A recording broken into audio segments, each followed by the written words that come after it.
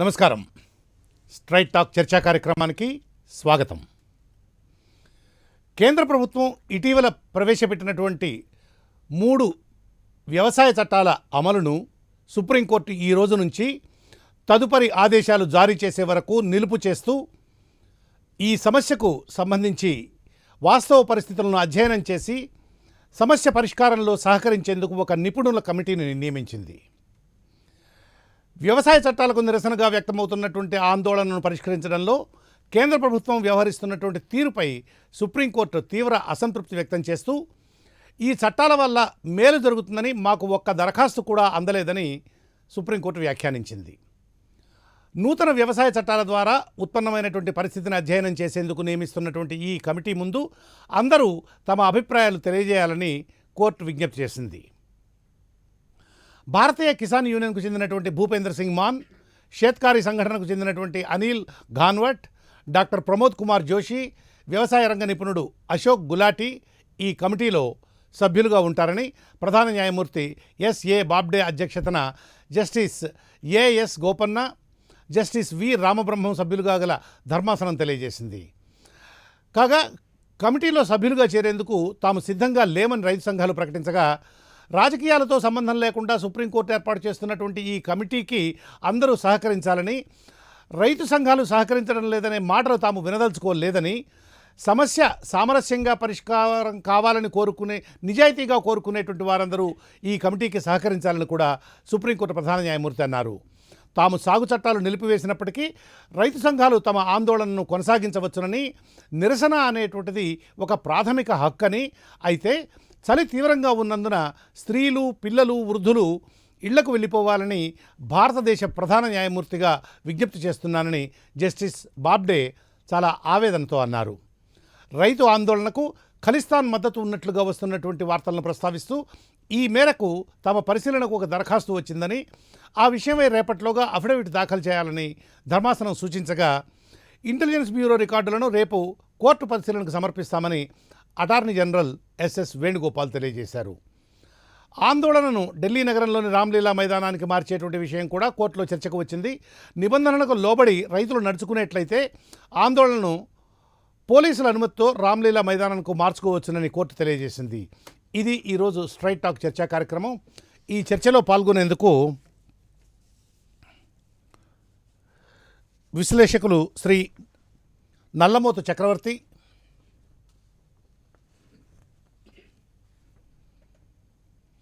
ప్రజ్ఞాభారతి సంస్థ సభ్యులు విశ్లేషకులు శ్రీ మామిడి గిరిధర్,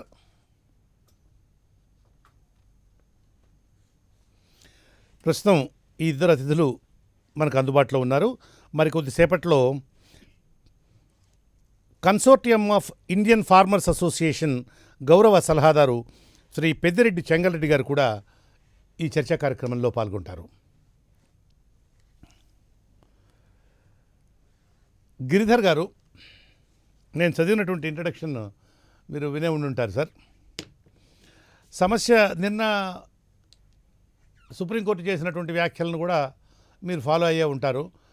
సమస్య 3 చట్టాలని, 3 నూతన వ్యవసాయ చట్టాలను 3 కూడా మీరే నిలుపు చేస్తారా, లేకపోతే మేమే వాటిని నిలుపు చేసే మేరకు ఉత్తర్వులు ఇవ్వమంటారా అని అంటూ చాలా స్పష్టంగా అడిగింది. చాలా రోజులుగా అటు ప్రభుత్వానికి రైతు సంఘాలకి మధ్య జరుగుతున్నటువంటి చర్చల తీరును తాము గమనిస్తున్నట్లుగా కూడా లోగడ 2-3 సందర్భాలలో సుప్రీంకోర్టు స్పష్టం చేసింది. సో ఈ తాజా పరిణామాలపై దాని మీద సుప్రీంకోర్టు ఈరోజు స్టే ఇచ్చేసింది, ఒక కమిటీని నియమించింది. ఈ పరిణామాల మీద మీ వ్యాఖ్యానం ఏంటి సార్? మనకు నిన్నటి నుంచి ఈ రోజు దాకా సుప్రీంకోర్టులో వస్తున్నటువంటి స్టేట్మెంట్స్ ఏవైతే ఉన్నాయో అవి దానిని నేను విభేదిస్తున్నాను. అవి అక్కడి నుంచి వస్తున్నటువంటి కొన్ని స్టేట్మెంట్స్ బాధాకరంగా ఉన్నాయని నాకు అనిపిస్తుంది. మొదటిది, సుప్రీంకోర్టు మీరు ఈ చట్టాలని వెనక్కి రాస్తారా, మమ్మల్ని రాయమంటారా అనడం చాలా దౌర్భాగ్యం. అది నా దృష్టిలో. వాటి అమలుని నిలుపు చేయమంటారా? గిరిధర్ గారు, వాటి అమలుని మీరే నిలుపు చేస్తారా, లేకపోతే మమ్మల్ని చేయమంటారా? అది అడిగింది అన్నది ఎగ్జాక్ట్గా. జడ్జిమెంట్ వచ్చింది వేరేనండి, కానీ ఆ స్టేట్మెంట్ న్యాయపరంగా చట్టపరంగా మన కాన్స్టిట్యూషన్ ప్రకారం ఎన్నుకోబడ్డ ప్రభుత్వం, మెజారిటీ ప్రభుత్వము పార్లమెంట్ లో తీసుకొచ్చిన బిల్లుని మీరు బేఖాతరు చేసి మీరు దాన్ని సస్పెండ్ చేయండి అనడంలో ఇంక ఎన్నెన్ని చట్టాలు మీరు సస్పెండ్ చేయమని అడుగుతారు? అలాగే ఆంధ్రప్రదేశ్ విభజన చట్టాన్ని కూడా మీరు సస్పెండ్ చేయమని అడుగుతారా? అలాగే ఇంకేదైనా చట్టాలు చేస్తే వాటిని కూడా సస్పెండ్ చేయమని అడుగుతారా? ఇది ఎక్కడి దాకా వెళ్తుంది మనకు? ఒక చట్టబద్ధంగా చేసినటువంటి చట్టాన్ని మీరు దాన్ని తిరగ రాస్తారా, మీరు దాన్ని సస్పెండ్ చేస్తారా, మమ్మల్ని చేయమంటారా అనడంలో అది మంచి పద్ధతి కాదు అని నేను భావిస్తున్నాను. గారు ఆ చట్టం ఏదైనా చట్టం కనుక రాజ్యాంగానికి కనుక విరుద్ధంగా ఉండేట్లయితే లేదా ప్రాథమిక హక్కులకు భంగకరంగా కనుక ఉండేట్లయితే ఆ చట్టాలను సమీక్షించి వాటిని రాజ్యాంగ విరుద్ధంగా చట్ట విరుద్ధంగా ప్రకటించడానికి సుప్రీంకోర్టుకి ఎప్పుడు ఎదురుగా అధికారాలు ఉన్నాయి కదా. అది చేయమంటున్నాను నేను. మీరు నిజంగా దాన్ని చర్చించండి. పూర్వాపరాలు రెండు పక్షాలని విని మీరు నిజంగా ఇది చట్ట విరుద్ధంగా ఉన్నది, మా ప్రాథమిక హక్కులని కాలరాస్తున్నట్టున్నది, మన కాన్స్టిట్యూషన్ యొక్క కోర్ ప్రిన్సిపల్స్ కి వ్యతిరేకంగా ఉన్నది, ఈ కారణాల వల్ల వ్యతిరేకంగా ఉన్నది కాబట్టి దీన్ని సస్పెండ్ చేస్తున్నామని మీరు చెప్పండి, వింటాం తప్పకుండాను. అలా కాకుండా యూనిలేటరల్ గా అటు సైడ్ నుంచి వచ్చిన పక్షం వాళ్ళు ఇంకా రాలేదు కోర్టుకి, ఏమి వాళ్ళ గురించి ఆర్గ్యుమెంట్సే జరగలేదు, ఎవరో వేసిన పిఐఎల్ ప్రకారం మీరు దాన్ని సస్పెండ్ చేయడం అన్న దాంట్లో విజ్ఞత ఏమున్నది? అలా అయితే ఆర్టికల్ 370 మీరు ఎందుకు సస్పెండ్ చేయలేదు? దాన్ని సస్పెండెడ్ యానిమేషన్ ఎందుకు పెట్టలేదు? మీరు ఇలా చెప్పుకుంటూ పోతే ఎన్నో చట్టాలు ఉన్నాయి. సిఐఏని ఎందుకు మీరు సస్పెండ్ చేయలేదు? సెలెక్టివ్ గా మీరు చేసుకుంటున్నారా? దానికి ఏంటి అర్థం? అది ఢిల్లీలో జరిగిన ఢిల్లీ పరిసర ప్రాంతాల్లో జరుగుతున్న అజిటేషన్ మాత్రం మీకు కనిపిస్తున్నదా? దేశవ్యాప్తంగా ఎక్కడ అజిటేషన్స్ జరగడం లేదే. అలాగే జమ్మూలో నిన్న 2000 మంది ట్రాక్టర్లు తీసుకొని అక్కడ జమ్మూ ప్రాంతానికి చెందినటువంటి రైతులు ఈ చట్టాలకు మద్దతుగా వాళ్ళు ర్యాలీ తీశారు. అది మీకు కనిపించట్లేదా? చాలా దూరంగా ఉందా మీకు అది? అంటే మీకు రీసెన్సీ ఫ్యాక్టర్ దగ్గర ఉన్న ఢిల్లీని ఎవరు కట్టడి చేస్తే వాళ్ళకి మాత్రం మీరు వింటారా? అండ్ తర్వాత ఇంకొక స్టేట్మెంట్ వాళ్ళు ఇచ్చింది చాలా శోచనీయం. మాకు దీన్ని సమర్థిస్తూ ఏమి పిటిషన్ రాలేదు అని అన్నారు ఆయన. అది చాలా హాస్యాస్పదంగా అనిపిస్తుంది అన్నారు. అంటే చర్చ మొదలై ఇప్పటికీ 45 రోజులు అవుతుంది కదా గిరిధర్ గారు. డాక్టర్ దగ్గరికి రోగి మాత్రమే వెళ్తాడండి. రోగం లేనివాడు వెళ్ళడు. వాళ్ళు ఇప్పుడు మిగతా రైతులందరూ దేశవ్యాప్తంగా కోటాను కోట్ల రైతులు ఇప్పుడు వచ్చినటువంటి చట్టాల వల్ల వాళ్ళు సంతోషంగా ఉన్నారు కాబట్టి వాళ్ళు కోర్టుకు వెళ్ళలేదు. ఎవరికి దాని మీద సంతోషంగా ఉండడమే అని చెప్తున్నారు మీరు. ఒక నిమిషం, మిగతా రైతులు పంజాబ్, హర్యానా, రాజస్థాన్, ఉత్తరప్రదేశ్ ఈ ప్రాంతాలు ఎవరైతే ఢిల్లీ సరిహద్దుల్లో ఆందోళన చేస్తున్నారో ఆ ప్రాంతాలను వదిలేస్తే మిగతా చోట్ల అందరూ రైతులు అక్కడ ఢిల్లీ ఆందోళనలో పాల్గొనకపోవడం వల్ల వాళ్ళందరూ సంతోషంగా ఉన్నారు అని చెప్తున్నారు మీరు, అంతేనా? అందుకనే అడుగుతున్నాను. No I'm not trying to put it. Please say again then. మీరు ఏం చెప్పదలుచుకున్నా మళ్ళీ ఒకసారి చెప్పండి. ఢిల్లీలో పార్టిసిపేట్ చేయడానికి వామపక్షాలు కావచ్చు, మోదీనో లేకపోతే బీజేపీనో వ్యతిరేకించేటువంటి కొన్ని సంస్థలు కొన్ని రాష్ట్రాల నుంచి వెళ్ళుండొచ్చు కాకనే కాదనడం లేదు. కానీ తెలంగాణలో మీకు అటువంటి విస్తృతమైన అజిటేషన్ మీకు ఏమైనా కనిపిస్తున్నదా? కేరళలో కనిపిస్తున్నదా? మహారాష్ట్రలో కనిపిస్తున్నదా? వెస్ట్ బెంగాల్ మమతా బెనర్జీ పాలిస్తున్న వెస్ట్ బెంగాల్లో మీకు కనిపిస్తున్నదా? ఏ రాష్ట్రంలో కూడాను ఒకవేళ నిజంగా రైతులకు అంత క్షోభను పెట్టేటువంటి పరిస్థితి అయితే కనుక అన్ని రాష్ట్రాల్లోనూ ఊకుమ్మడిగా ఇవన్నీ లేవనెత్తవలసింది. అది ఒక్క పంజాబ్ రాష్ట్రంలో జరుగుతున్నది. వాళ్ళ పక్షాన్ని నిలబడినటువంటి అపోజిషన్ పార్టీస్ ఏ ఉన్నాయో వాళ్ళు అక్కడి నుంచి ఇక్కడి నుంచి అడప 10-20 మందిని తెచ్చి అక్కడ చూపించే ప్రయత్నం చేసి ఉండొచ్చు కాక. అది నిజంగా తెలంగాణ రైతులో, ఆంధ్ర రైతులో, కర్ణాటక రైతులో దాన్ని పార్టిసిపేట్ చేసినట్టు మనం పరిగణించరాదు. విస్తృతంగా ఈ రాష్ట్రాలన్నింటిలో కూడాను దానికి ఉవ్వెత్తున లేచి అందరూ నిలబడవలసిన పరిస్థితి మనకి ఈరోజు ఏం కనిపించడం లేదు. కాబట్టి ఇది ఆర్కెస్ట్రేటెడ్, అదే పనిగా మ్యానుఫ్యాక్చర్డ్ రైటింగ్ అని మనకు తప్పకుండా వాటిని తెలుగీకరించండి గిరిధర్ గారు. ఆర్కెస్ట్రేటెడ్, మ్యానుఫ్యాక్చర్డ్ అనేటువంటి రెండు పదాలను ఆగండి గిరిధర్ గారు. ఆర్కెస్ట్రేటెడ్, మ్యానుఫ్యాక్చర్డ్ అనేటువంటి రెండు పదాలని తెలుగు చేయండి, తెలుగులో చెప్పండి, నాకు అర్థమవుతుంది. పర్వాలేదు. అంటే ఇది ఒక దీన్ని సృష్టించబడినటువంటి రైటింగ్ మాత్రమే. ఇది సృష్టించబడినటువంటి ఒక కుట్రపూరితంగా చేసినటువంటి చర్య మాత్రమే ఇది నేను భావిస్తున్నాను. దేశవ్యాప్తంగా చాలా మంది రైతు ఆందోళన అనేది కుట్రపూరితమైనది. రైతు ఆందోళన అనేది రైతు కుట్రపూరితమైనది. రైతు ఆందోళన నేను అనట్లేదు, మరేమిటి? కన్ఫ్యూజ్ అవ్వకండి. రైతు అనేసరికి కాశ్మీర్ నుంచి కన్యాకుమారి దాకా అందరు రైతులు అన్నట్టు పదం వస్తుంది. కాదు, ఓకే, పంజాబ్ కు చెందినటువంటి కొంతమంది రైతులు మాత్రమే దీన్ని ఆక్షేపిస్తున్నారు. వాళ్లకు వెస్టెడ్ ఇంట్రెస్ట్, వాళ్ళకి వేరే ఇతరత్ర కారణాల వల్ల వాళ్ళు చేస్తున్నారు, ప్రేరేపించబడి చేస్తున్నారు. మిగతా రాష్ట్రాల్లో ఉన్న రైతులు చేయడం, అందుకని రైతు అన్న పదం వాడకండి. రైతు అన్న పదం వాడితే దానికి సమర్థిస్తున్నటువంటి వాళ్ళు రైతులు కాదా మరి? కాబట్టి మనం ఏది కూడా జనరలైజ్ చేయరాదు. ఒక రాష్ట్రంలో ఒక వర్గానికి చెందిన వాళ్ళు దీన్ని ప్రేరేపించబడి వర్గం అంటే కొంచెం డిఫైన్ చేస్తారా? వర్గం అంటే డిఫైన్ చేస్తారా దయచేసి?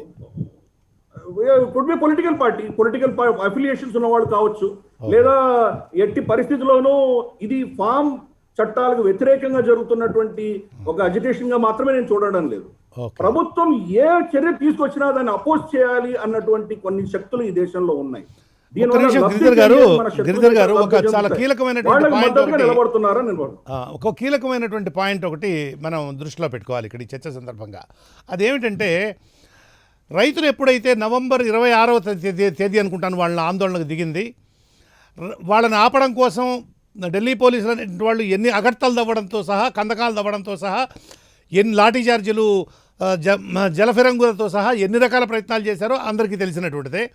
ఆ విషయం పక్కకు పెడితే దేశంలో ఉండేటువంటి అనేకమైనటువంటి పొలిటికల్ పార్టీసు వీళ్ళకి మద్దతు ప్రకటిస్తే, ఇక్కడ ఉండేటువంటి రైతు సంఘాలు అయ్యా మాకు ఏ రాజకీయ పార్టీ యొక్క మద్దతు వద్దు, ఇది మేము రైతులము చేస్తున్నటువంటి ఆందోళన, మాకు ఏ రాజకీయ పార్టీ యొక్క మద్దతు వద్దు, ఎవరు దీంట్లో పార్టిసిపేట్ చేయవద్దు, ఇది రైతు ఆందోళన, రైతులే చేస్తారు అని అంటూ అన్నారు. ఏ రాజకీయ పార్టీకి కూడా ఇప్పటివరకు జోక్యం చేసుకునేటువంటికి కానీ, పాలు పంచుకునేందుకు కానీ ఏ విధమైనటువంటి ఆస్కారం ఇవ్వలేదు. దీన్ని కూడా చెప్పండి, దీని మీద కూడా మీరు అంటున్నారా? నిజంగా సత్యమాది అరవింద్ కేజ్రీవాల్ దగ్గర నుంచి ఎంత మద్దతు వెళ్ళింది వాళ్ళకు? వెళ్ళండి, అరవింద్ కేజ్రీవాల్ ఇచ్చారు, మంచినీళ్ళు ఇచ్చారు, కాలకృత్యాలు తీర్చుకోవడానికి మరుగుదొడ్లు ఏర్పాటు చేశారు. కరెక్టేనండి. ప్రత్యక్షంగా పరోక్షంగా కేజ్రీవాల్ ని హౌస్ అరెస్ట్ కూడా చేసింది సార్. సెంట్రల్ గవర్నమెంట్ కేజ్రీవాల్ ని హౌస్ అరెస్ట్ కూడా చేసింది. నన్ను చెప్పనివ్వండి ప్లీజ్. నన్ను చెప్పిన తర్వాత మీరు దాన్ని హౌస్ అరెస్ట్ చేయలేదు, అగైన్ స్పష్టంగా చెప్తున్నాను. హౌస్ అరెస్ట్ చేసినట్టు అతను అరవింద్ కేజ్రీవాల్ డ్రామా ఆడారు. నిజంగా సీసీటీవీ ఫుటేజ్ దగ్గర నుంచి మీరు సోషల్ మీడియాలో వెళ్ళి చూసారంటే కానీ ఎనఫ్ ఎవిడెన్స్ ఉన్నది. అతను ఎవరు అరెస్ట్ చేయలేదు, అతను ఎవరు హౌస్ అరెస్ట్ చేయలేదు. అతనే ఎవరో బయట సెక్యూరిటీగా 4 పోలీసులు నిలబడితే నన్ను బయటకు పోనివ్వట్లేదు అతను డ్రామా చేశాడు, కానీ అతను ఎవరు బయటకు వెళ్ళడానికి ఎవరు ఆక్షేపించలేదు. అదే రోజు ఆయన వేరే ఫంక్షన్ లో కూడా పార్టిసిపేట్ చేశాడు ఆయన. సో ఇదంతా నేను ఎందుకని చెప్తున్నా కదా, ఇంగ్లీష్ పదం వాడాను, దాని తెలుగు మీరే అనువదిస్తే బాగుంటుంది. ఆర్కెస్ట్రేటెడ్ ఎడ్యుకేషన్ తప్ప ఇంకోటి కాదు. ఒక వర్గం మాత్రమే చేస్తున్నది, అందరూ మొత్తం యావత్ దేశంలో ఉన్నటువంటి రైతులు చేయడం లేదు. ప్లస్ దీంట్లో 3 చట్టాలని వాళ్ళు వెనక్కి తీసుకోవడం తప్ప ఇంకోటి మాట్లాడమంటున్నారు. సుప్రీం కోర్టులో వచ్చి మాట్లాడండి, మీకు సమస్య ఏంటో చెప్పండి అంటే వాళ్ళు సుప్రీం కోర్టు కూడా బేఖాతరు చేసి వెళ్తున్నారంటే వాళ్ళకు ఈ రాజ్యాంగం పట్ల, మన డెమోక్రసీ పట్ల వాళ్ళకి ఎంతటి చిత్తశుద్ధి, ఎంతటి నమ్మకం ఉన్నదో మీకు స్పష్టంగా అర్థమవుతున్నది. వాళ్ళు ప్రభుత్వం చేసినటువంటి చట్టబద్ధంగా వచ్చినట్టు ప్రభుత్వం చేసినటువంటి చట్టాన్ని వాళ్ళు తిరస్కరిస్తారు. దాంట్లో సవరణలు తీసుకొస్తామంటే వాళ్ళకి అక్కర్లేదు. చేస్తున్నది ప్రజలే కదా. మూడు చట్టాలలో ఎసెన్షియల్ కమోడిటీస్ యాక్ట్ అనేది అమెండ్మెంట్ మాత్రమే. అమెండ్మెంట్ లో ఏమన్నారు, మేము కంట్రోల్ చేయము, మీ ఇష్టం, మీరు ఓట్ చేసుకోండి, మీరు ఇంట్లో దాచిపెట్టుకోండి అన్నారే వాళ్ళు. ఇప్పుడు ఉన్నటువంటి చట్టాల ప్రకారం ఒక లిమిట్ దాటి కనుక ఇంట్లో దాచిపెడితే అది చట్టరీత్యా నేరం అవుతుంది. ఇప్పుడు నేరం కాదు నాయన, మీరు మీరే పెట్టుకోండి అని చెప్తున్నారు. అది కూడా మీరు వెనక రాయమంటున్నారా? అర్థం కావట్లేదు. దానికి ఏమైనా విజ్ఞత ఉన్నదా? రైతుల తరఫున నేను చిన్న వివరణ ఇస్తాను సార్. మీరు ఎంతైనా దాచిపెట్టుకోవచ్చు, ఎంతైనా కూడా నిల్వ చేసుకోవచ్చు. ఒక్క నిమిషం నేను వివరణ ఇస్తాను. మీరు రైతుల పక్షాన్ని ఇవ్వకండి, మీరు ఎవరైనా యాంకర్. నో లేదండి, నో. కురుక్షేత్రంలో శ్రీకృష్ణ భగవానుడు కూడా ధర్మపక్షపాతిగా ఉన్నాడు సార్. దయచేసి మీరు నా గౌరవించేటువంటి భారతంలో యాంకర్ పర్సన్ గా ఉన్నటువంటి శ్రీకృష్ణ భగవానుడు కూడా. అంటే మీరు రైతులు చేస్తున్న ధర్మం అంటున్నారా? మీరు ధర్మమా అధర్మమా అనేది కదా వాళ్ళ ఆర్గ్యుమెంట్ నేను వినిపిస్తున్నాను మీకు. అందుకని నేను మాత్రం ఉండండి శ్రీకృష్ణ చెప్తా. పక్షం మాత్రం వహించట్లేదు. వాళ్ళు ఈ చట్టంలో ఉండే నిత్యావసరాల వస్తువుల నిల్వల మీద ఉండేటువంటి ఆంక్షలను తొలగించడం ద్వారా ఏ రైతైనా సరే 100 బస్తాలు కాదు, 1000 బస్తాలు కాదు, 1,00,000 బస్తాలు కాదు, కోట్ల బస్తాలు కూడా నిల్వ చేసుకోవచ్చు ఆహార ధాన్యాలు. దానికి వీలుగా ఆ చట్టాన్ని సవరించారు. అదే కదా సార్? దీని మీద పండించినటువంటి ఫలసాయాన్ని మార్కెట్కు తరలించి అమ్ముకుంటే తప్ప ఖర్చులు వెళ్ళని మామూలు జరుగుబాటు లేనటువంటి రైతులు వందల వేల ఎకరాల ఫలసాయాన్ని దాచిపెట్టుకునే అవకాశం ఉంటుందా గిరిధర్ గారు మన దేశంలో? ఈ రోజు వాళ్ళు ఏం చేస్తున్నారు? అదే చేయనివ్వనండి, ఎవరు ఆపలేదు వాళ్ళని. ఈ చట్టం ఏం చెప్తోంది? ఈ నిల్వ చేసేవాడు ద్రోహి అని శిక్షార్హుడు అంటున్నారు. ఇప్పుడు అనట్లేదే. మీరు ఇప్పుడు కూడా మీరు చేత కాకపోతే మీరు మండీలకు వెళ్ళి అమ్మండి, మిమ్మల్ని ఎవరు ఆపలేదే. మరి ఇప్పుడు చేస్తున్నటువంటి ప్రక్రియలో ఎటువంటి మార్పు లేదు. అదనంగా మీకు ఏం చెప్పారంటే మీ ఇంట్లో దాచుకుంటే అది నేరం కాదు అన్నారు. మీరు ఒక విషయం అర్థం చేసుకోండి, మనకు కందిపప్పు జనవరి ఫిబ్రవరి మాసాల్లో మొత్తం 90% ఈ 2 నెలల్లో మనకు హార్వెస్ట్ అయిపోతుంది. అవును. మిగతా 10 నెలలకు ఈ 2 నెలల్లో వచ్చినటువంటి పంటనే నిలువ చేసుకొని మనం వాడుకోవాలి. కానీ ఇప్పుడున్నటువంటి ఎసెన్షియల్ కమోడిటీస్ చట్టం ప్రకారం నిలువ చేస్తే అది నేరం. అది ఏం చేయాలి రైతులు? దాన్ని వాళ్ళు ఆల్రెడీ నేరస్తులు అయిపోయారు కదా. లేదండి, రైతులు పండించినటువంటి ఫలసాయాన్ని మండీలో వాళ్ళు అమ్ముకుంటున్నారు. గిరిధర్ గారు, రైతు పండించినటువంటి ఫలసాయాన్ని పొలంలోనే అమ్ముకునేటువంటి పరిస్థితుల్లో ఉంటాడు తప్ప వాడు తీసుకొని వచ్చి ఇంట్లో నిల్వ చేసి అంతటి ఆర్థిక స్తోమతే గనక రైతుకు ఉన్నట్లయితే ఈ దేశం పరిస్థితి ఇలా ఉండేది కాదు సార్. మనం చిన్నప్పుడు చదువుకున్నాం, మీరు నేను కూడా. మీరు చెప్పేది మీరు మిమ్మల్ని కాంట్రాడిక్ట్ చేసుకుంటున్నారు. ఓకే, ఈ రోజు వాడు రైతు పంట వాళ్ళ పొలంలోనే అమ్ముకునే పరిస్థితి ఉన్నదా? అమ్ముకోగలడా? ఏపీఎంసీ తప్ప అమ్మడానికి వీల్లేదు. ఈ రోజు ఉన్నటువంటి చట్టాల ప్రకారం ఏపీఎంసీలో తప్ప అమ్మడానికి వీల్లేదు అతను. ఈ రోజు అతని పొలంలో అమ్ముకునే వెసులుబాటు ఈ 3 చట్టాలు కలిగించినాయి. ఇదివరకు అతని పొలంలో అతను అమ్ముకోలేడు, ఏపీఎంసీకి తరలించవలసిందే. తరలించలేని పరిస్థితిలో ఉన్నాడు కాబట్టి దళారుల చేతిలో నలిగిపోతున్నాడు ఇంతకాలం. ఇప్పుడు తన పొలంలో తను అమ్ముకునేటువంటి హక్కు కలిగించే ఈ చట్టాలు. ఓకే, అంటే ఇలా చిన్న చిన్న దళారులందరినీ కొట్టేసి, కాకుల్ని కొట్టేసి గద్దలకు పెడదామని చిన్న దళారులందరినీ తరిమేసి చాలా రాంగ్ స్టేట్మెంట్ మీరు చెప్పేది. ఇప్పుడు రైతులు వాళ్ళ పొలాల్లో వాళ్ళు అమ్ముకుంటే కనుక దాని చెల్లుబాటు కాదు. వాళ్ళు ఏపీఎంసీకి ఇప్పుడు కూడా కిస్తు కట్టాలి, 3% 4% కట్టాలి వాళ్ళకి. ఏపీఎంసీ ద్వారానే అమ్మకాలు జరిగి తీరాలి. బయట జరిగితే కనుక అది చట్టరీత్యా వాళ్ళు ఒప్పుకోరు దాన్ని. కాబట్టి దళారులు వచ్చి దాన్ని ఇక్కడి నుంచి వెళ్ళి దగ్గర కొనుక్కొని వెళ్ళి అక్కడ బిల్డింగ్ చేయించుకుని అక్కడ చేస్తున్నారు ఇప్పుడు ప్రస్తుతానికి. కానీ ఈ చట్ట సవరణ వచ్చిన తర్వాత వాళ్ళు వాళ్ళ పొలంలోనే వాళ్ళు అమ్ముకునే లీగల్ గా అమ్ముకునేటువంటి వెసులుబాటు కలిగించింది. ఈ 3% ఏపీఎంసీ ఏదో ఉన్నదో వాళ్ళ మీద రాష్ట్రాలు వేయడానికి వీలు లేదని కూడా ఈ చట్టం చెప్పడం జరిగింది. అంతేకాదు, మళ్ళీ గిరిధర్ గారు ఇంకా చాలా సమయం ఉంది, మళ్ళీ వస్తాను నేను మీ దగ్గరికి, మళ్ళీ వస్తాను మిగతా గెస్టులతో కూడా ఒకసారి మాట్లాడి. మోసం చేస్తే నేను మళ్ళీ వస్తాను మీ దగ్గర. గిరిధర్ గారు, kindly bear with me. Giridhar గారు, కెన్ యూ హియర్ మీ? ఎవరైనా మోసం చేస్తే ఆ మోసం. గిరిధర్ గారు, can you here me sir? Can you here me sir? I can hear you. Yeah, నేను మళ్ళీ వస్తాను సార్ మీ దగ్గర. మిగతా ప్యానలిస్టులను కూడా హలో చెప్పేసి మళ్ళీ మీ దగ్గరికి వస్తాను. లాస్ట్ పాయింట్ చెప్తున్నాను, తర్వాత తీసుకున్నారు. ప్లీజ్. నేనేమంటున్నానంటే ఇది ఏదైతే ప్రస్తుతానికి ఈ కొత్త చట్టాలలో ఒకవేళ వాళ్ళ అమ్మకాలు వాళ్ళ పొలాల్లో వాళ్ళు అమ్ముకున్నప్పుడు వాళ్ళకి ఏమైనా అన్యాయమో ఏదైనా జరిగితే ఆ అన్యాయానికి ఒక మెకానిజం కూడా ఇచ్చారు. దాని రిడ్రెసల్ సిస్టమ్ కూడా ఇప్పుడున్న చట్టాల్లో ఉన్నాయి. ఇదివరకు వాళ్ళకి గతి లేదు, వాళ్ళు తప్పనిసరిగా ఏపీఎంసీ మీద డిపెండ్ అవ్వాల్సిన దౌర్భాగ్యం ఉండేది, ఒక మోనోపొలి ఉండేది. ఆ మోనోపొలిని ఛేదించి హక్కు మొత్తం రైతులకే అందజేసినటువంటి చట్టాలు ఇవి. కాబట్టి ఇది ఒక ఆర్కెస్ట్రేటెడ్ అజిటేషన్ తప్ప ఇంకోటి కాదు, పొలిటిసైజ్డ్ అజిటేషన్ తప్ప ఇంకోటి కాదు. ఓకే, నేను మళ్ళీ వస్తాను. ఈ మెకానిజం గురించి కూడా మళ్ళీ మాట్లాడదాం సార్. చెంగల్రెడ్డి గారు నమస్కారం అండి. చెంగల్రెడ్డి గారు నమస్కారం. నా మాటలు వినపడుతున్నాయండి మీకు? చెంగల్రెడ్డి గారు, నా మాటలు వినపడుతున్నాయా? చెప్పండి. నా మాటలు వినపడుతున్నాయా మీకు? నాకు ఒక చక్రవర్తి గారు, good evening. Good evening Krishnamohan గారు, బాగున్నారా? Yeah, very good sir. Yeah, మొదటగా ఇప్పుడు నిన్న ఇవాళలో సుప్రీంకోర్టు ద్వారా వెలువడినటువంటి ఉత్తర్వులు వాటి మీద మీ అభిప్రాయం చెప్పి ఆ తర్వాత మీ లైన్ ఆఫ్ థింకింగ్ ఏదైతే ఉందో దానికి అనుగుణంగా ఈ నూతన వ్యవసాయ చట్టాల మీద మాట్లాడండి నల్లబోతు చక్రవర్తి గారు. Okay, తప్పకుండా. అవసరమైన కొన్ని సందర్భంలో నేను మిమ్మల్ని ఇంటరప్ట్ చేస్తాను. Please go ahead. అండ్ వీలైనంత క్లుప్తంగా చెప్పడానికి ప్రయత్నం చేస్తాను. I will not take too much please time. Sir, please. Supreme court ఇచ్చిన రూలింగ్ లో గిరిధర్ గారితో కొంతవరకు ఏకీభవిస్తాను. It is judicial activism is what I call it. Court తన పరిధులు దాటి వెళ్ళటం మన సిస్టమ్ ఆఫ్ గవర్నెన్స్, మన వ్యవస్థలో ముఖ్యంగా 3 వ్యవస్థలు ఉన్నాయి. ఒకటి లెజిస్లేటివ్ బ్రాంచ్, చట్ట సభలు, ఎగ్జిక్యూటివ్ బ్రాంచ్, దేశాన్ని పాలించే ప్రధానమంత్రి కానీ అతని కేబినెట్ కానీ, దెన్ దెర్ ఇస్ జ్యుడిషియరీ. చట్టసభల్లో చట్టాలు చేస్తే ఆ చట్టాలకు అనుగుణంగా దేశాన్ని పాలించాల్సిన బాధ్యత ప్రెసిడెంట్, ప్రైమ్ మినిస్టరు, అతని కింద కేబినెట్, అతని కింద పనిచేసే ఒక ప్రభుత్వ యంత్రాంగం.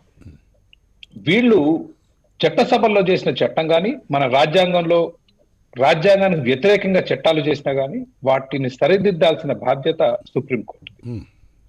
అంతేగాని మీరు రైతులతో చర్చలు జరపలేదు, మాకు ఏమీ రాలేదు, ఒక్క ఆక్షేపణ కూడా రాలేదు మీ దగ్గర నుంచి, మేము కమిటీని నియమిస్తాం అనేది it is going too far. Supreme court చేయవలసింది ఏంటంటే ఈ 3 బిల్లులు ఏదైతే ప్రభుత్వం పెట్టిందో ఇవి రాజ్యాంగానికి అనుగుణంగా ఉన్నాయా, మన ప్రాథమిక హక్కుల్ని ఏమన్నా ఆటంకంగా మారాయా చేసి దాని మీద ఒక తీర్పు, ఒక రూలింగ్ ఇస్తే దానికి విలువ ఉంటుంది. ఒకటి. రెండవది, ఒక్క నిమిషం నేను ఏ పార్టీ చక్రవర్తి గారు, పక్షపాతం కాబట్టి చక్రవర్తి గారు ఒక్క నిమిషం. మీరు చేసినటువంటి దానికి సంబంధించి సుప్రీంకోర్టు చేసినటువంటి వ్యాఖ్యలు చదువుతున్నాను నేను. తగినంత గడువు ఇచ్చిన చర్చల వ్యవహారం కొలిక్కి రాకపోవడంపై ధర్మాసనం అసంతృప్తి వ్యక్తం చేసింది. విచారణను ప్రారంభిస్తూ అసలు ఏం జరుగుతోంది, మీ చట్టాలకు వ్యతిరేకంగా రాష్ట్రాలు తిరుగుబాటు చేస్తున్నాయి, మీరు జరుపుతున్నటువంటి చర్చలపై ఇష్టం వచ్చిన వ్యాఖ్యానాలను మేము చేయం, కానీ చర్చలు జరుగుతున్నటువంటి తీరు తీవ్ర అసంతృప్తి కలిగించింది. ఇది ఎగ్జాక్ట్గా వెర్బాటం. అంటే సుప్రీంకోర్టు అన్నటువంటి మాటల్ని మేము దీని మీద ఇష్టం వచ్చినట్లుగా కామెంట్స్ చేయము, కానీ చర్చలు జరుగుతున్నటువంటి తీరు పట్ల ఇప్పటికి 45 రోజులు దాటిపోయింది. చర్చలు జరుగుతున్నటువంటి తీరు పట్ల మీరు చర్చలు జరుగుతున్నటువంటి దాదాపుగా 7-8 దఫాలుగా జరిగినటువంటి చర్చలన్నింటినీ మేము పరిశీలిస్తున్నాం. ఈ జరుగుతున్నటువంటి తీరు పట్ల మేము అసంతృప్తిని వ్యక్తం చేస్తున్నాం అని చెప్పింది sir supreme court. Please go ahead. అంటే మీరు కామెంట్స్ చేశారు అని అన్నారు కదా, సుప్రీంకోర్టు అలాంటి కామెంట్స్ ఏం చేయలేదు. Please go ahead. నేనేమంటే చట్టం గురించి వాళ్ళు ఏమాత్రం మాట్లాడలేదు. ప్రభుత్వం ఏ విధంగా ప్రవర్తిస్తుందో ప్రవర్తన మీద ఏదైతే వాళ్ళు కామెంట్ చేశారో అది okay, it's not a big issue. But what I'm saying is ఇది జ్యుడిషియల్ యాక్టివిజం అనేది తన పరిధులు దాటడం అనేది ఇక్కడే మొదలవుతుంది. ఒకటి. రెండవది, but I think the more important thing I wanted to ముఖ్యమైన అంశం నేను చెప్పదలుచుకుంది అంటే రైతులు సుప్రీంకోర్టు వేసిన కమిటీలో పాల్గొనమన్నారు. వాళ్ళలో చాలా అపోహలు ఉన్నాయి. 45 రోజులుగా ఇక్కడ స్టేల్మేట్ ఉంటే there is a suspicion that జుడిషియరీని వాడుకొని ఈ ఉద్యమాన్ని నిర్వీర్యం చేయాలన్న ఒక కుట్ర ఉందనేది వాళ్ళ ఆలోచన నేను అనుకుంటున్నాను. ఎందుకంటే సుప్రీంకోర్టు ఇప్పటి వరకు కూడా మీరు ఎన్ని అంశాల్లో చూసినా కూడా అధికారంలో ఉన్న భారతీయ జనతా పార్టీ ప్రభుత్వానికి అనుకూలంగా ఎన్నో తీర్పులు ఇచ్చింది, చాలా వివాదాస్పదమైన తీర్పులు ఇచ్చింది. కరెక్ట్. బాబ్రీ మస్జిద్ తీసుకోండి, దాని తర్వాత మీరు అర్నబ్ గోస్వామి తీర్పు తీసుకోండి, జమ్మూ అండ్ కాశ్మీర్ లో ప్రాథమిక హక్కులు నెలల తరబడి ఇంటర్నెట్, మొబైల్ ఫోన్ లేకుండా అక్కడ ప్రజలు ఉంటే ఆ కేసు కూడా వినకుండా సుప్రీంకోర్టు ఈ రోజుకి దాని మీద పొజిషన్ తీసుకుంది. ఆంధ్రప్రదేశ్ రాష్ట్ర విభజన జరిగితే కోర్టులో వేస్తే ఇప్పటికి 6 సంవత్సరాలైనా వినలేదు. సో ఈ రోజు సుప్రీంకోర్టు ఇన్వాల్వ్ కావటం ఎందుకంటే ఏదో కుట్ర ఉంది దీని వెనక. స్టే ఇచ్చేస్తే రైతులందరూ వెనకెళ్ళిపోతారు, ఈ చట్టం ఆగిపోయింది అనేది అపోహ ఉంది. కాబట్టి చక్రవర్తి గారు, మేము ఈ సాగు చట్టాలను తాత్కాలికంగా ఈ సాగు చట్టాలను మేము నిలుపు చేస్తూ సస్పెండ్ చేస్తూ ఆదేశాలు ఇస్తున్నప్పటికీ రైతులు ఆందోళన ఆపాల్సినటువంటి అవసరం లేదు అని సుప్రీంకోర్టు చాలా స్పష్టంగా చెప్పింది. 1. 2, నిరసన వ్యక్తం చేయడం అనేటువంటిది రైతుల యొక్క ప్రాథమిక హక్కు, ఎవరికైనా సరే ప్రాథమిక హక్కు. 2. 3, చలి చాలా తీవ్రంగా ఉన్నందువల్ల ఢిల్లీలో ఆడవాళ్ళు, చిన్నపిల్లలు, వృద్ధులు వాళ్ళు వాళ్ళ ఇళ్లకు వెళ్ళవలసిందిగా భారత ప్రధాన న్యాయమూర్తిగా నేను రిక్వెస్ట్ చేస్తున్నాను, నేను విజ్ఞప్తి చేస్తున్నాను అని అంటూ అన్నారు. కాబట్టి ఇందులో మీరు అంటే కొంచెం తేడాగా చెప్పారు కాబట్టి I want keep the records right. కొంత నేను ఫ్యాక్ట్ గా చెప్పలేదు, అపోహలు ఉన్నాయి అని చెప్తాను. మీరు వేసిన సుప్రీంకోర్టు వేసిన 4 సభ్యుల కమిటీలో కానీ ఇతరత్ర కానీ రైతులు పాల్గొనకపోవటానికి ఇది నిర్వీర్యం చేయడానికి ఏదో కొంత కుట్ర ఉంది అనేది కొంత వాళ్ళలో అనుమానం ఉంది అనేది ఒకటి. ఇంకొక అంశం, ఇది పాన్ ఇండియా ఉద్యమం మాత్రం కాదు. ఈ రోజు ఆంధ్రప్రదేశ్ లో కానీ తెలంగాణలో కానీ ఇతర రాష్ట్రాల్లో చూసుకుంటే రైతుల్లో ఈ బిల్లుకు వ్యతిరేకంగా పెద్ద ఎత్తున నిరసన వ్యక్తం చేయటం కానీ దీని పట్ల దీన్ని రిపీల్ చేయాలన్న ఆలోచన కానీ ఎక్కడ మనకు అంత పెద్ద ఎత్తున కనిపించదు. మీకు హర్యానా, పంజాబ్ లో అక్కడే దీని మీద అపోహలు ఎక్కువగా ఉన్నాయి. బట్ ఆ రాష్ట్రాలు ఏవైతే ఉన్నాయో అక్కడ రైతులు ఏవైతున్నారో ప్రభుత్వం మినిమం సపోర్ట్ ప్రైస్ కానీ ఇతరత్ర కానీ they have been big beneficiaries, లాభం పొందుతూ వస్తున్నారు. కాబట్టి వాళ్ళకి కొన్ని భయాలు, ఈ మినిమం సపోర్ట్ ప్రైస్ ఇతరత్ర ఉన్న వాళ్ళ ఫెసిలిటీస్ అయితే పోయే అవకాశం ఉందనేది ఒకటి. కాబట్టి నేను I don't think it's a pan India, దేశవ్యాప్తంగా రైతులందరూ ప్రొటెక్ట్ చేస్తున్నారని నేను అనుకోవట్లేదు. పాన్ ఇండియా అంటే దేశవ్యాప్తంగా చెప్పండి, ప్లీజ్ గో హెడ్. సో చివరి ఇందాక మీరు సిన్స్ నేను ఒక రైతుగా ఆర్థిక శాస్త్రంలో నాకున్న అనుభవం కానీ నాకున్న ఆసక్తితో కానీ మీరు ఇందాక హోర్డింగ్ గురించి మాట్లాడారు, ఏది నిల్వ చేయటం.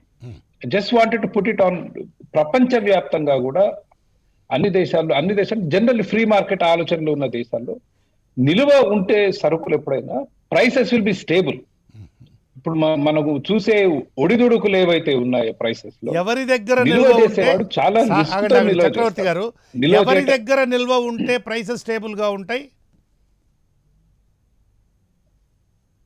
ప్రభుత్వం దగ్గర. ఎవరి దగ్గర అన్నది కాదు ముఖ్యం, ఎవరి దగ్గర ఉండొచ్చు. ప్రభుత్వం ట్రేడర్స్ దగ్గర కూడా ఉంది. ట్రేడర్ ఎప్పుడైతే నిల్వ చేస్తాడో దాని మీద చాలా పెద్ద రిస్క్ తీసుకుంటాడు. ఏ విధంగా అంటే, మీరు కందిపప్పు నిల్వ చేయాలనుకుంటున్నారు, ఒక 100 టన్నుల కందిపప్పు నిల్వ చేయాలంటే 100 టన్నుల కందిపప్పు కొనాలి. కొంటే పెట్టుబడి పెట్టాలి. పెట్టుబడి మీద కాస్ట్ ఆఫ్ క్యాపిటల్ అంటే మీకు వడ్డీలు కానీ బ్యాంక్ నుంచి లోన్ తీసుకుంటే లోన్ ద్వారా కానీ మీకు ఖర్చులు అవుతాయి, స్టోరేజ్ ఖర్చులు ఉంటాయి. దాని తర్వాత కొంత పాడైపోయే అవకాశం ఉంటుంది. 7, 8, 9 నెలలు దాన్ని స్టోర్ చేసిన తర్వాత మీరు మార్కెట్లో అమ్మటానికి పోతే ధర ఎక్కువ ఉండొచ్చు, తక్కువ ఉండొచ్చు. So there is a huge risk factor. ఎందుకు స్టోర్ చేస్తున్నారు? భవిష్యత్తులో మీకు రేట్లు ఎక్కువ ఉంటాయని రైతు కానీ ట్రేడర్ కానీ తలచి స్టోర్ చేస్తాడు. So they will stabilise the prices. వాళ్ళ హోర్డింగ్ మూలంగా ధరలు పెరగటం కన్నా ధరలు స్టేబుల్ అవుతాయి.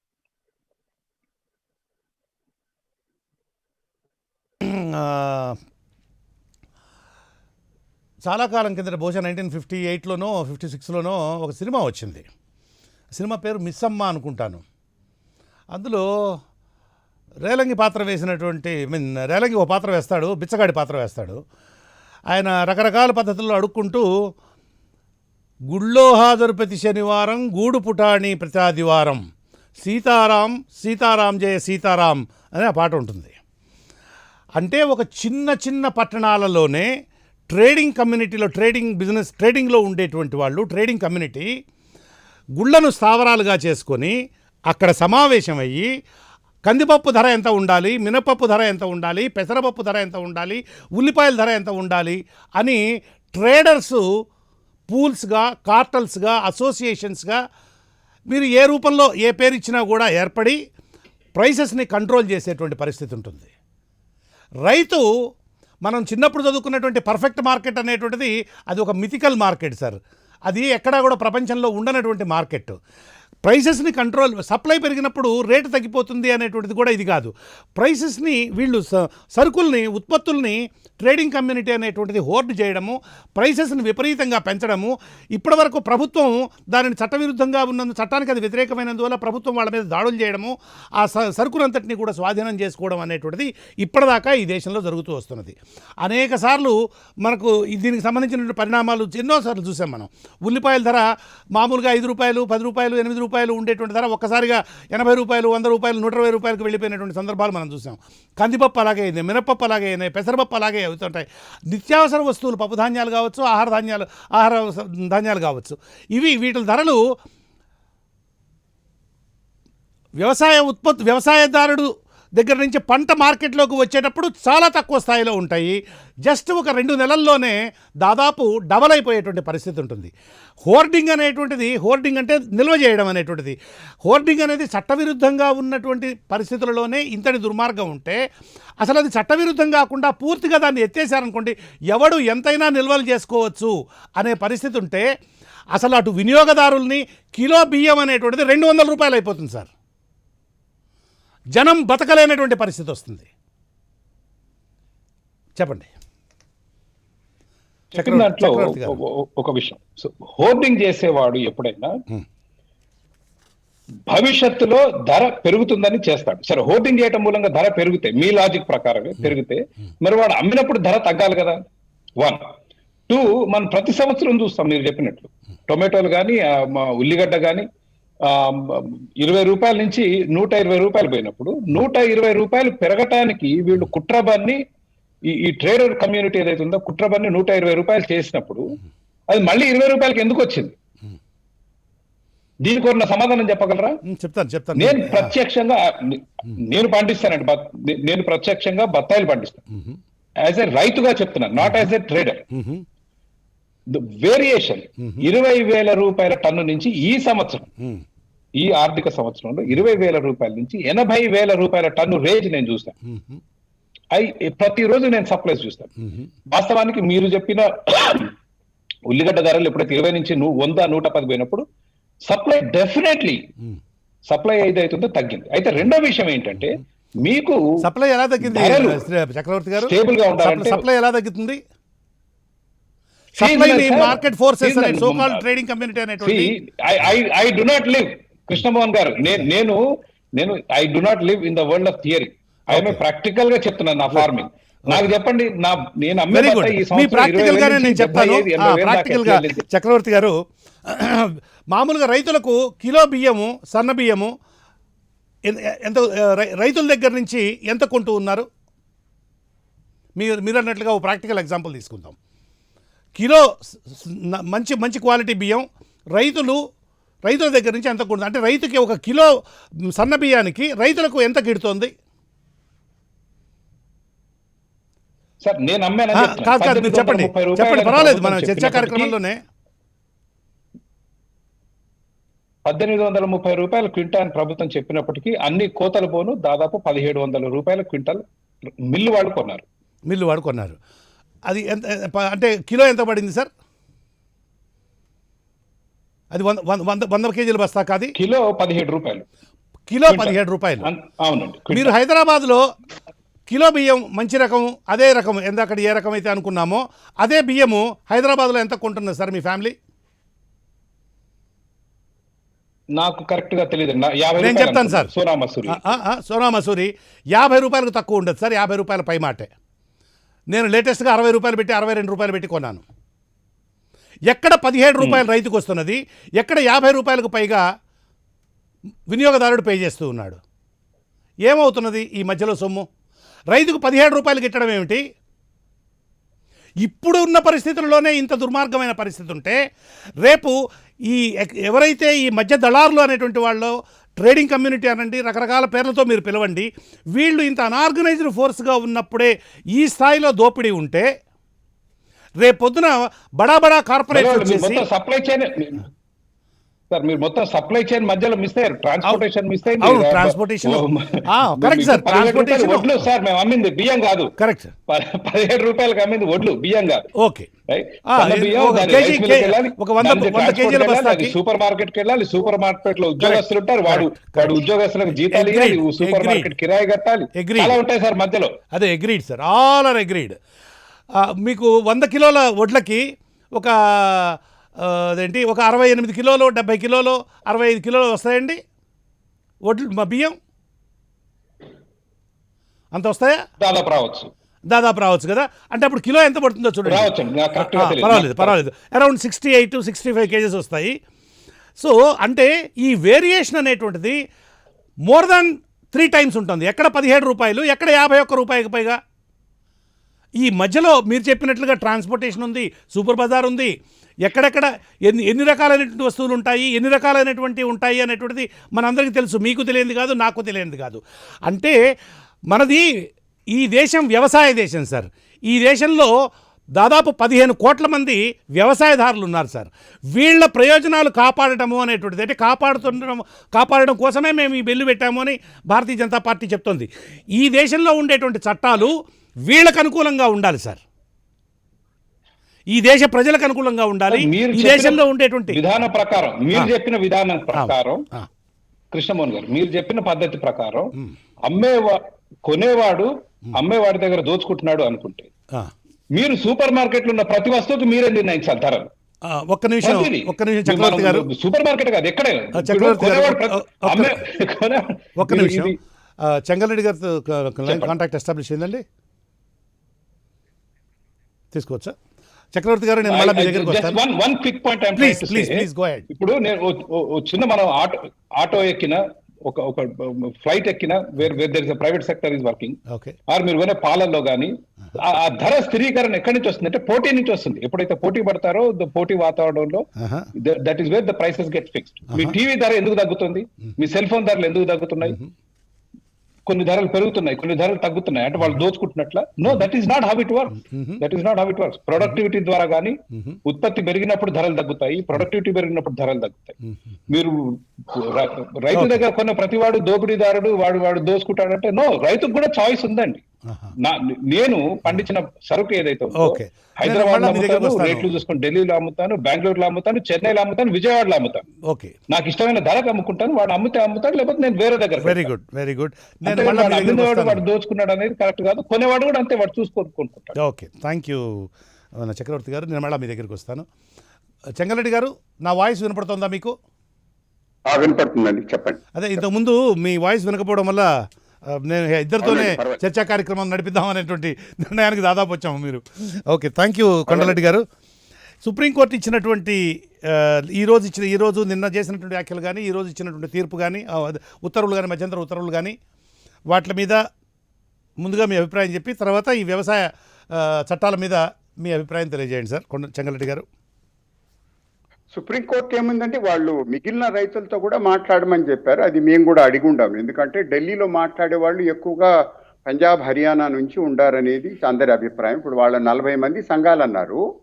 వాళ్ళలో ఎక్కువ భాగం వాళ్ళంతా హర్యానా, పంజాబ్, తర్వాత ఢిల్లీ చుట్టుపక్కల వాళ్ళు. మేము తర్వాత ఇప్పుడు కూరగాయలు, తర్వాత మిర్చి, ఇతరత్ర పంటలు పండే వాళ్ళ అభిప్రాయాలు కూడా వినమని చెప్పి మేము కేంద్రానికి చెప్పున్నాము, సుప్రీంకోర్టుకు రాసి ఉన్నాము. ఈరోజు కోర్టులో కూడా అఫిడవిట్ ఫైల్ చేసి ఉన్నాము. దానికి సంబంధించి కమిటీ వేశారు. సో రాబోయే నెల 2 కమిటీ ముందు మా అభిప్రాయాలు చెప్తామంటే అంత తప్పితే ఇంకేమీ లేదు. అంతే, అది దట్స్ ఆల్. స్టే కూడా ఇచ్చింది కదా, ఇంకేమీ లేదండి. ఫామ్ లాస్ మీద, వ్యవసాయ చట్టాల మీద స్టే కూడా ఇచ్చింది, వాటి తాత్కాలికంగా వాటి అమలు నిలిపివేసింది. అవును.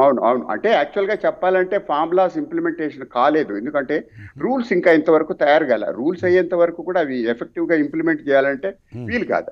ఇంకా చట్టాలు చేసి ఉండారు. రూల్స్ ఇంత లోపల ఈ 3-4 నెలల నుంచి ఇవన్నీ జరుగుతున్నాయి కాబట్టి ఇంతవరకు రూల్స్ కూడా కాబట్టి అమలు అనేది ఇంకా కాదు. అది ఇప్పట్లో టైం తీసుకుంటుంది.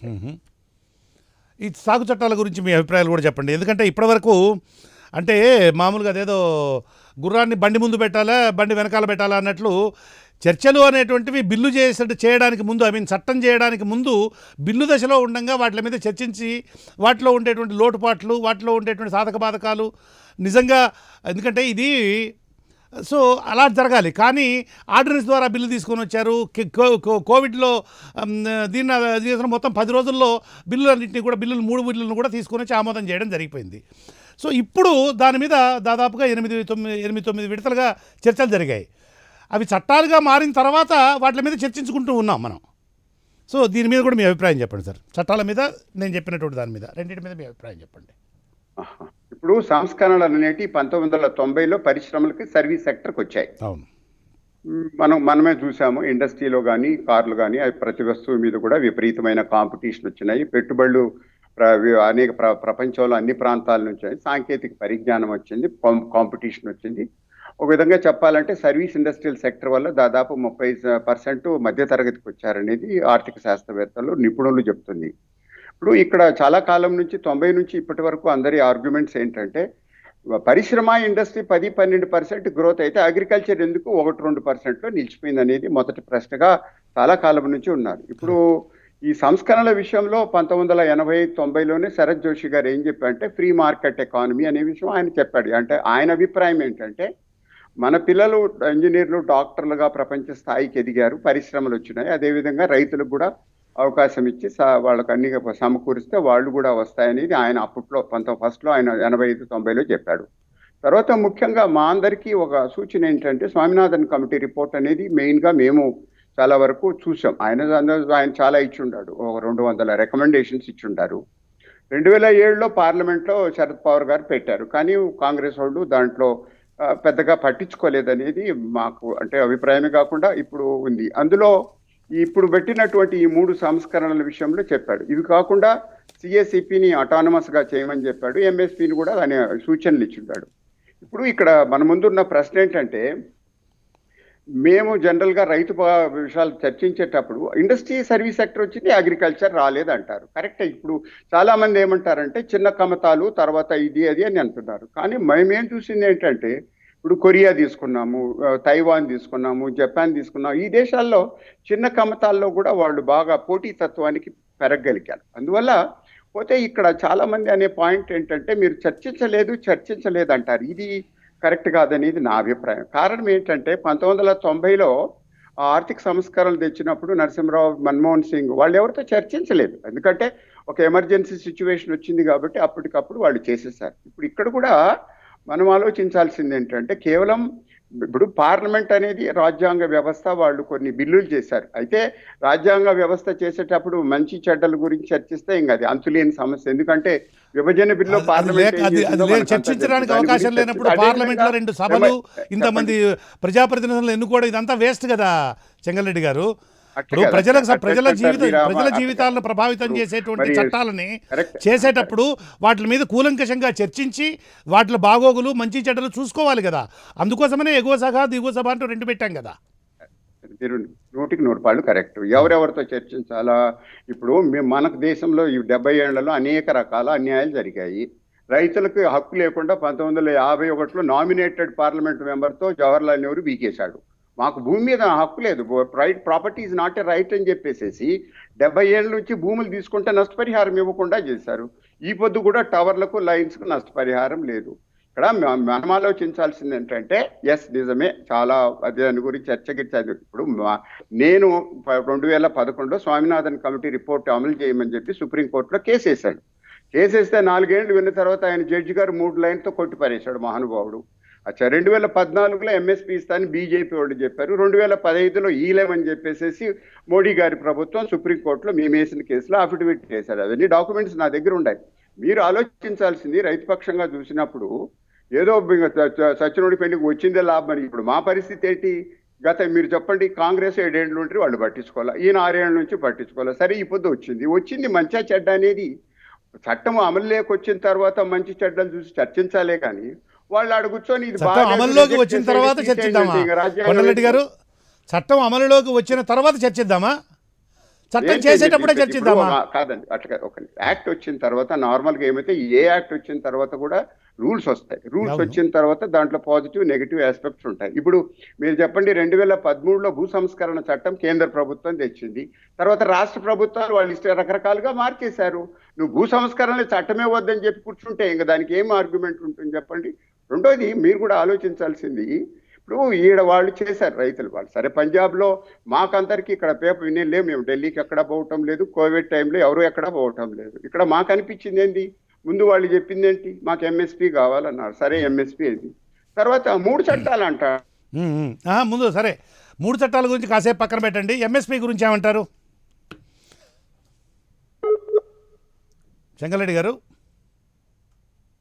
ఓకే, యా గిరిధర్ గారు, మళ్ళీ మీ దగ్గరికి వచ్చాం.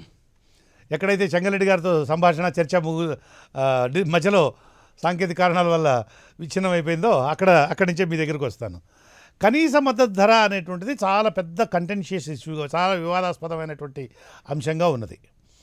సరే 3 చట్టాల రద్దు అనేటువంటి విషయంలో రైతులందరూ చాలా ఖచ్చితమైనటువంటి పట్టుదలతో ఉన్నారు. దానికి వాళ్ళ కారణాలు వాళ్ళకున్నాయి, దాని తర్వాత చర్చించవచ్చు. ఈ కనీస మద్దతు ధర అనేటువంటిది కనుక వ్యవస్థ కనుక లేకపోయేట్లయితే రైతులు తీవ్రమైనటువంటి దోపిడీకి గురవుతారు. దేశంలో ఎక్కడైనా అమ్ముకోవచ్చు, ప్రపంచంలో ఎక్కడైనా అమ్ముకోవచ్చు అనేటువంటిది ఒక మిథికల్ కాన్సెప్ట్. కేరళలో ఉండేటువంటి ఒక చిన్న రైతు, ఏదో ఒక 50 చెట్లు 100 చెట్లు కొబ్బరి చెట్లు ఉండేటువంటి రైతు తన కొబ్బరి కాయలను తీసుకొని వెళ్ళి కాశ్మీర్లోనో లేకపోతే మరో పంజాబ్లోనో మరొక ఉత్తరప్రదేశ్లోనో అమ్ముకునేటువంటి దానికి అవకాశం ఉండదు. అలా చేయగలిగేటువంటివి పెద్ద బడా వ్యాపార సంస్థలే తప్ప ఒక సాధారణమైనటువంటి రైతు అనేటువంటి వాడు చేయలేడు. ఈ రకమైనటువంటి ఎగ్జాంపుల్ అనేటువంటి మిగతా అన్ని రకాలైనటువంటి వ్యవసాయ ఉత్పత్తులకు కూడా అమలవుతుంది. సో ఈ కనీస మద్దతు ధర అనేటువంటి వ్యవస్థ కనుక లేకపోయినట్లయితే రైతులు తీవ్రమైనటువంటి దోపిడీకి గురవుతారు అనేటువంటిది చాలా బలమైన వాదం. కనీస మద్దతు ధరను మేము ఉపసంహరించలేదు, అది కొనసాగుతుంది అని చెప్తున్నటువంటి ప్రభుత్వం దానికి చట్టబద్ధత కల్పించడానికి ఎందుకు వెనకాడుతోంది? గిరిధర్ గారు. ప్రభుత్వాలు వచ్చినాయి, ఏ ప్రభుత్వం కూడా దీన్ని చట్టబద్ధత కలిగించలేదు, వాళ్ళని ఎందుకు ప్రశ్నించలేదు. ఇప్పుడు ఈ ప్రభుత్వాన్ని ఎందుకు ప్రశ్నిస్తున్నారు? ఎంఎస్పీ అన్నది ఈ ప్రభుత్వం ప్రవేశపెట్టింది కాదు. 75 ఏళ్లుగా ఎంఎస్పీ అన్న సిస్టమ్ ఉన్నది, దాన్నే వీళ్ళు కొనసాగిస్తున్నారు, దాన్నే మార్పు చేయలేదే. ఇప్పుడు సడన్ గా మీరు గొంతెమ్మ కోరికలు కొత్త కోరిక ఎందుకు తీసుకొచ్చారు? 75 ఏళ్ళు మీరు ఎందుకు అజిటేషన్ చేయలేదు? ఈ రోజు మీకు సడన్ గా ఎంఎస్పీ ఎందుకు గుర్తొచ్చింది? మొదటి మాట. రెండవది, మనకు రమారమి 12.5 కోట్ల మంది రైతులు ఉంటే ఎంఎస్పీ వల్ల లబ్ధి చెందేవాళ్ళు 2.5 కోట్లు మాత్రమే, 20% మాత్రమే లబ్ధి పొందుతున్నారు. 10 కోట్ల మంది రైతులు ఎంఎస్పీకి దూరంగా ఉన్నారు. ఎంఎస్పీ అన్నది 23 అంశాల మీద మాత్రమే ఎంఎస్పీ అన్నది ఉన్నది, 23 మాత్రమే ఉన్నది పంటలకు. మిగతా వాటి పరిస్థితి పంటల్లో 23 పంటల్లో మాత్రమే ఉన్నది. మిగతా వాటి పరిస్థితి ఏంటి? రెండవ పాయింట్. మూడవది, ఎంఎస్పీ సిస్టమ్ ఇలాగే కొనసాగిస్తూ ఉంటే మనకు గోడౌన్లు నిండిపోతున్నాయి, కానీ దానివల్ల నిజంగా మనకు ఎఫ్సిఐ గోడౌన్స్ లో మురిగిపోతున్నటువంటి బియ్యం, ఇప్పుడు మనకు ఎంత బియ్యం ఉందంటే మన దేశం అంతా ఒక 2 సంవత్సరాలు ప్రొడక్షన్ ఆపేసినా కరువు కాటం లేకుండా మనం హాయిగా సుస్తుగా తినొచ్చు, అంత నిలువలు ఉన్నాయి మన దగ్గర. ప్రపంచంలో లార్జెస్ట్ ఎక్స్పోర్టింగ్ కంట్రీ రైస్ ఏదైనా ఉందంటే భారతదేశం.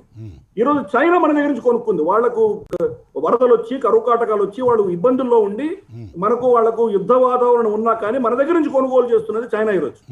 అంతటి రైస్ ఉత్పత్తి మనం చేసి గోడౌన్లో నిల్వ పెట్టుకుని కుళ్ళిపోయిన తర్వాత లిక్కర్ కంపెనీలు అమ్ముకునేటువంటి దౌర్భాగ్య పరిస్థితి మనకి ఈరోజు ఉన్నది. దానివల్ల ఎంత నీళ్లు వేస్ట్ అవుతున్నాయి. మనకు కావాల్సిన మిగతా రాగులు, సజ్జలు, జొన్నలు, ఇటువంటివి ఎన్నో ఏదైతే మనకి ఇదివరకు మన పళ్ళెల్లో ఉండేవో ఇప్పుడు అన్ని మాయమైపోయినాయి.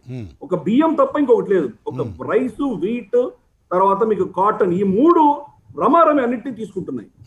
అంతేకాదు, మీరు ఇంత అజిటేషన్ చేసి ఈ 3 చట్టాలకు వ్యతిరేకంగా అసెంబ్లీలో బిల్లు పాస్ ఒక స్టేట్మెంట్ పాస్ చేసినటువంటి కేరళలో ఏపీఎంసీ చట్టం వాళ్ళు అమలు చేయలేదు. వాళ్ళు అక్కడ ఉన్నటువంటి రైతులు కాంట్రాక్ట్, మీరు అన్నట్టు కోకోనట్ రైతు, మీరు కేరళ చెప్పారు కాబట్టి చెప్తున్నాను నేను, అక్కడ ఉన్నటువంటి కోకోనట్ రైతులు కాంట్రాక్ట్ ఫార్మింగ్ చేస్తున్నారు. మీరు అంటే చిత్తశుద్ధి లేకుండా ఎంత పొలిటిసైజేషన్ జరుగుతుందో మీరు చూడండి. ఓన్లీ 20% మాత్రమే ఎంఎస్సీకి నోచుకుంటున్నారు. మిగతా వాళ్ళు ఆల్రెడీ బయట అమ్ముకుంటున్నారు. ఈ 3 చట్టాలు లేకపోయినా కానీ 10 కోట్ల మంది గతి లేని పరిస్థితిలో ఉన్నారు. మీరు మీరు చెప్పే ఎంఎస్పి ప్రైస్ ఏదైతే ఉన్నదో ఎంఎస్పి ప్రైస్ నిజంగా అందరికీ అందుతున్నదా? ఇది ఈ ప్రభుత్వాన్ని మీరు బ్లేమ్ చేయడం కాదు, సిస్టమే అలా ఉన్నది. ఒక చిన్న కరెక్షన్, చిన్న పాయింట్ చెప్పదలుచుకున్నాను. చిన్న పాయింట్ గిరిధర్ గారు, ఒక చిన్న పాయింట్ చెప్పదలుచుకున్నాను. ఒక పాయింట్ చెప్తాను, ఉండండి ప్లీజ్. ఒక పాయింట్ చెప్పిన తర్వాత మీరు మాట్లాడుతున్నారు ప్లీజ్ థాట్ ప్రాసెస్ బ్రేక్ అవ్వకుండా. ప్లీజ్. ఒక ప్రోడక్ట్ 1800 రూపాయలు ఎంఎస్పి ఉంటే బయట ఓపెన్ మార్కెట్ లో ప్రపంచవ్యాప్తంగా అది 1200 ఉన్నది. 600 రూపాయలు భారత ప్రభుత్వం ఎక్స్ట్రా పెట్టి కొనుక్కొని దాన్ని ఏం చేస్తుంది? ఎక్కడైనా అమ్మగలరా దాన్ని? దాన్ని మళ్ళీ ఆహార గ్యారంటీ పథకం కింద మళ్ళీ ఫ్రీగా ఇవ్వాలి. కరప్షన్ కి ఒక పెద్ద మషినరీ తయారైంది. దాని నెక్సస్ ని బ్రేక్ చేయవలసిన ఆవశ్యకత ఉన్నది.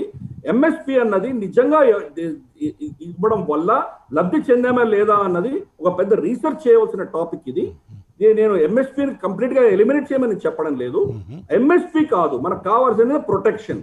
ఆ ప్రొటెక్షన్ అగేన్స్ట్ ఎక్స్ప్లాయిటేషన్, దానికి సంబంధించినటువంటి చట్టాలు కావాలి. కానీ మైక్రో మేనేజ్మెంట్ ప్రభుత్వాలు చేయరాదు. ఇదివరకు చేసిన ప్రభుత్వాలను ఈ ప్రభుత్వం కూడా కంటిన్యూ చేస్తున్నది. ఇన్ఫాక్ట్ ఈ ఎంఎస్పిని మేము మార్చట్లేదు అని ప్రభుత్వం చెప్పేదాన్ని నేను ఖండిస్తున్నాను. ఎంఎస్పి వల్ల మన మొత్తం వ్యవసాయ భూములన్నీ నష్టం చెందాయి.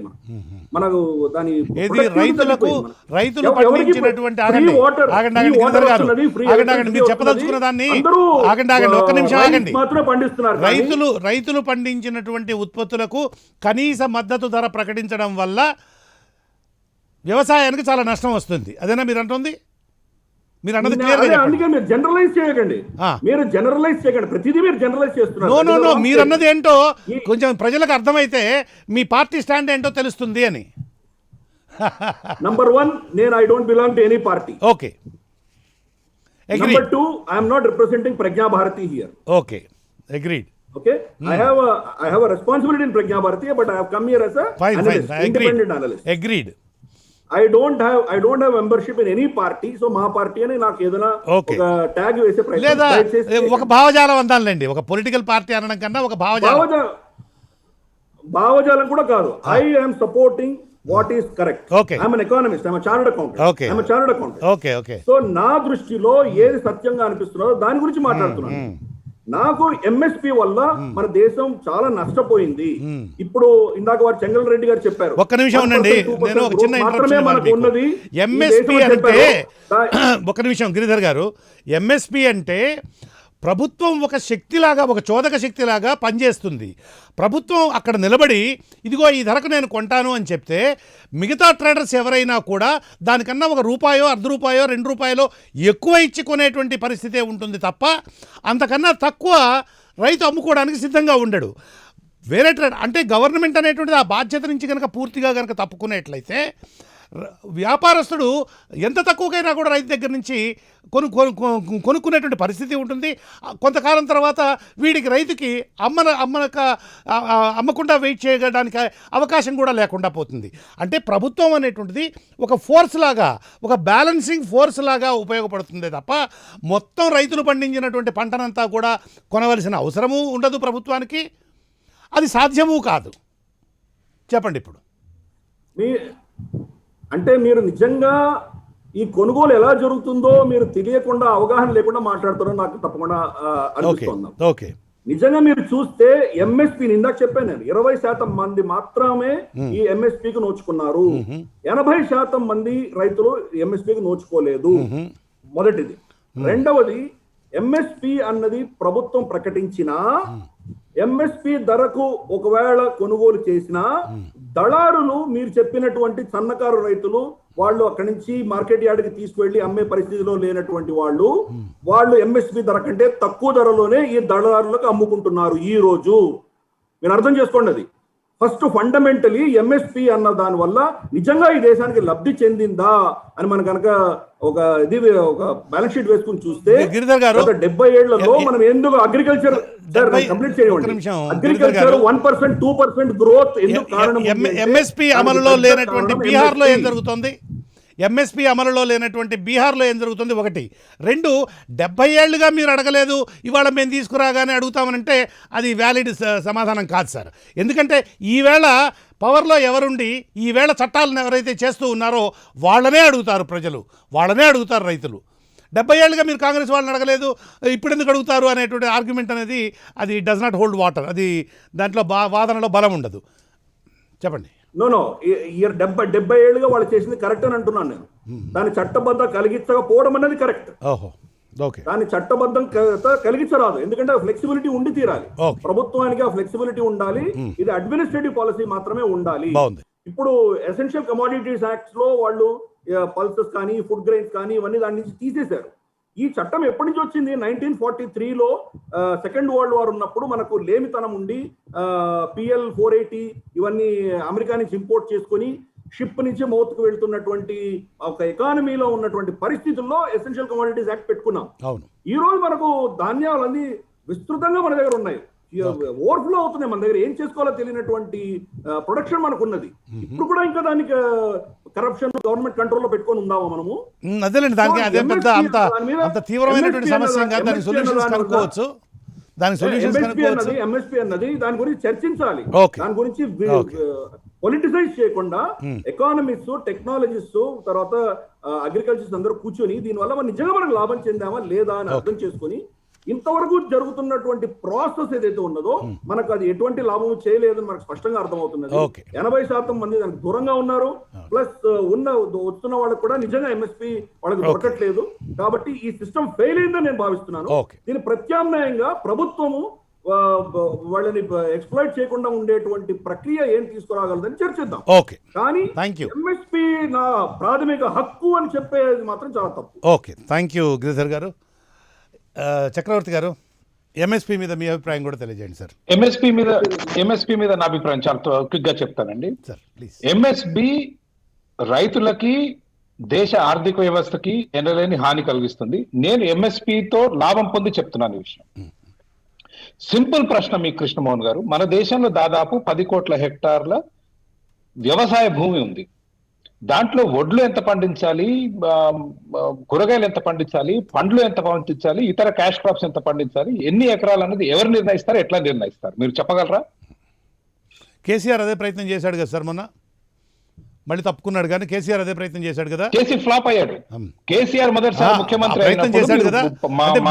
ఎగ్జాంపుల్ చెప్పడం కోసం అందరు కందులు పండించండి అన్నాడు.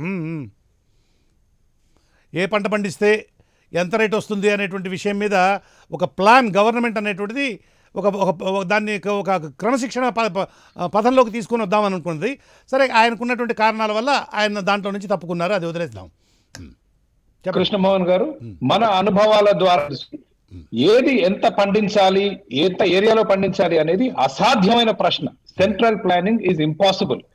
ధరలు ఎప్పుడైతే మనం ఉత్పత్తి చేసిన మన ఉత్పత్తికి అత్యధిక ధరలు ఎప్పుడైతే వస్తాయో దాన్ని ఎక్కువ ఉత్పత్తి చేస్తాడు రైతు. తక్కువ ధర నష్టం వచ్చిన దాన్ని పండించడం మానేసి వేరే సాగుకి వెళ్తారు. ద ప్రాఫిట్ దేని మీద అయితే లాభం వస్తుందో అది ఎక్కువ పండిస్తాడు. ఎప్పుడైతే మీరు MSP ఇంట్రడ్యూస్ చేశారో, నేను రైతుగా 3 ఎకరాలు వరి పండించే రైతుని MSP రాగానే దాన్ని 9 ఎకరాలు చేశాను. ఇవాళ తెలంగాణ భారతదేశంలోనే, Andhra Pradesh, Telangana is the number 1 state in paddy production. Correct. Other areas are not Andhra Pradesh.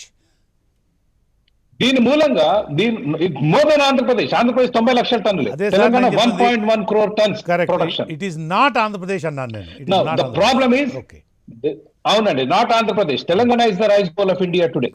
The problem is surplus production. మన గోవర్ధన్ గారు చెప్పినట్టు it is surplus, unnecessary production అవసరం లేని మురిగిపోతుంది గోడౌన్లలో. ఆ FCI గోడౌన్లలో ఇట్ ఈస్ గోయింగ్ లక్షల టన్నులు వేస్ట్ అవుతుంది. ఎస్పెషల్లీ మొన్న కోవిడ్ సీజన్ లక్షల టన్నులు వేస్ట్ అవుతుంది. So we should not try to engineer ఏ పంట పండించాలి అనేది రైతు మానాన రైతుకు వదిలేస్తే రైతు కెన్ డిసైడ్, తన సొంతంగా నిర్ణయించుకోగలడు. ఈ రోజు రైతుకున్న అతిపెద్ద సమస్య, మీకు 2-3 ఉదాహరణలు చెప్తాను. 2012 నాకు గుర్తుంటే మా జిల్లాలో పత్తి విపరీతంగా పండించేది. పత్తి, దాని తర్వాత వరి, దాని తర్వాత బత్తాయిలు పండిస్తాం. ఓవర్ నైట్, రాత్రికి రాత్రి మేము పొద్దున్న లేచి వార్తాపత్రికలు తెరిస్తే పత్తి ఎగుమతులని ప్రభుత్వం నిషేధించింది. 40,000 రూపాయల టన్ను ఉన్న పత్తి ఓవర్ నైట్ తెల్లారేసరికి 30,000 రైతులు గగ్గోలు. సేమ్ థింగ్ విత్ మెయిజ్, మొక్కజొన్న. ఈ మధ్య కేంద్ర ప్రభుత్వం మొన్నటిదాకా నిషేధించింది దిగుమతులను అనుమతించేసరికి రేట్లు పడిపోయాయి. ఇప్పుడు ఆయిల్ పామ్ లో జరుగుతుంది అది. ఆయిల్ పామ్ మొన్నటి వరకు రైతులకు ఆదాయం లేదు ఆయిల్ పామ్ లో. ఈ రోజు దిగుమతులని ఆపారు ఆయిల్ పామ్ లో, ధరలు పెరిగాయి. ఆయిల్ పామ్ నేను ఇప్పుడు పెంచలేనుగా. మీరు ఇప్పుడు అడగగానే ఆయిల్ పామ్ పెంచడానికి నా 3-4 సంవత్సరాలు పడుతుంది ఆయిల్ పామ్ పెంచడానికి. ఈ విధంగా ప్రభుత్వం జోక్యం చేసుకొని రైతులు తమ ఉత్పత్తులని స్వేచ్ఛగా మార్కెట్లో దేశంలో కానీ అంతర్జాతీయంగా కానీ మీరు అమ్ముకొనిస్తే, ఒకటి ప్రైసెస్ ఆర్ స్టేబుల్, రెండు రైతుకు ఆదాయం పెరుగుతుంది. మాకు మినిమం సపోర్ట్ ప్రైస్ అవసరం లేదు. రైతులకు స్వేచ్ఛ స్వాతంత్రాలు తనకు నచ్చిన దగ్గర అమ్ముకునే అవకాశం మినిమం ఉంటే సపోర్ట్ ప్రైస్ రైతుకు చాలా ఉండడం వల్ల సంతోషం. మినిమం సపోర్ట్ ప్రైస్ ఉండడం వల్ల వచ్చేటువంటి నష్టం ఏముందండి? అంతకన్నా తక్కువకు అమ్ముకోవాల్సిన 100% అదే చెప్తున్నాను. ఈ రోజు మినిమం సపోర్ట్ తెలంగాణ- అది minimum support price, maximum support price కాదు సార్, అది మినిమం సపోర్ట్ ప్రైస్. అంతకన్నా తక్కువ minimum support price is Krishnamohan గారు minimum support price is the maximum support price, just so that you know. ఈ రోజు మీరు మినిమం సపోర్ట్ ప్రైస్ లేకపోతే వరి, నేను అనుకుంటా మేము పండించే వడ్లు 1200 నుంచి 1400 వెళ్తాయి. నా లాభాలు తగ్గిపోతాయి. లాభాలు తగ్గిపోయినప్పుడు నేను ఇంకో పంటకు వెళ్తానండి, క్యాష్ క్రాప్ కి, బత్తాయికి వెళ్తాను, పత్తికి వెళ్తాను, ఇంకో దానికి వెళ్తాను. అప్పుడు మీకు ఉత్పత్తి కూడా తగ్గుతుంది. ఇప్పుడు అనవసరంగా మీరు ఉత్పత్తి చేసి గోడౌన్లలో మురుగ పెట్టుకొని ప్రభుత్వం కొనే వడ్లకి ఉచితంగా రావట్లేవండి, మనమే కడుతున్నాం. పెట్రోల్ మీద 100% పన్ను, మద్యం మీద 500% పన్ను, జిఎస్టీ, సిమెంట్, ఐరన్ మీద 28% పన్నులు విపరీతంగా కట్టి ఆ ఒడ్లు కొనుక్కొని మురుగబెట్టుకుంటే ఎవరు బాగుపడతారు? విపరీతంగా పన్నులు వేసి ఆర్థిక వ్యవస్థ నిర్వీర్యం చేసుకొని ఆ ఒడ్లు కొనుక్కొని ఇవి కొనుక్కొని అంటే లక్షల టన్నులు మురుగబెట్టుకొని, it రైతులకు doesn't help కనీస anybody. మద్దతు ధర ఇవ్వడం వల్ల ప్రభుత్వ గోదాముల్లో వ్యవసాయ ఉత్పత్తులతోటి నిండిపోయి అవి మురగబడి అవి వృధా అయిపోతూ ఉన్నది. దాని మీద ఎకానమీ మీద భారం పడుతుంది, ఆర్థిక వ్యవస్థ మీద. అది ఒక కారణం. రెండోది రైతులు అవసరానికి మించి తక్కువ ప్రోడక్ట్ ప్రొడ్యూస్ చేస్తారు. మనం ఇంత వరి పండించాల్సిన అవసరం లేదు, మనం ఇంత గోధుమలు పండించాల్సిన అవసరం లేదు. There are other crops that are more profitable. కానీ మీరు ఎప్పుడైతే వరికి, వడ్లకి, వీట్ కి ఎప్పుడైతే ఎక్కువ ధరలు ఇస్తారో, the other crops become less profitable. నేను 3 ఎకరాలు పండించండి, 9 ఎకరాలు ఎందుకు వచ్చానంటే నాకు వరి మీద ఆదాయం ఎక్కువ వస్తుంది. మీ minimum support, it is not minimum support price, it's maximum support price. ఎప్పుడైతే నా ఆదాయం పెరిగిందో నేను పత్తి మానేసాను పండించడం. Anyway, thank you very much. చెప్పండి గిరిధర్ గారు. మలేషియా, ఇండోనేషియా నుంచి. లేదు, okay, we ran out of time anyway. Thank you. So this is one of the first few discussions with the gentleman whose thought process, అంటే ఎవరి ఆలోచన విధానం అయితే వ్యవసాయ చట్టాలకి అనుకూలంగా ఉన్నదో వాళ్ళతోటి ఇది జరిపినటువంటి మొట్టమొదటి చర్చా కార్యక్రమం. ముందు మరిన్ని చర్చా కార్యక్రమాలు ఈ విషయం, ఎందుకంటే ఇంతకుముందు జరిగినటువంటి 3-4 చర్చా కార్యక్రమాలు వ్యవసాయ బిల్లుల్ని, వ్యవసాయ చట్టాలని వ్యతిరేకించేటువంటి వాళ్ళతో జరిపాము. ఇప్పుడు ఈ చట్టాలకు అనుకూలంగా ఉండేటువంటి వాళ్ళతో. అందుకనే నేను మీకు ఆపోజిట్ స్టాండ్ ఎందుకు తీసుకున్నాను అంటే, మీకు వాదనలో ఉండేటువంటి బలహీనతల్ని నేను ఎక్స్పోజ్ చేయడము, దాన్ని మీ పాయింట్ని మీరు సపోర్ట్ చేసుకోవాలనేదే నా ఉద్దేశం కూడా. Thank you sir, thank you very much Giridhar గారు అండ్ చక్రవర్తి గారు. Thank you very much. ఇది ఈరోజు స్ట్రైట్ టాక్ చర్చా కార్యక్రమం. చూస్తూనే ఉండండి Prime 9.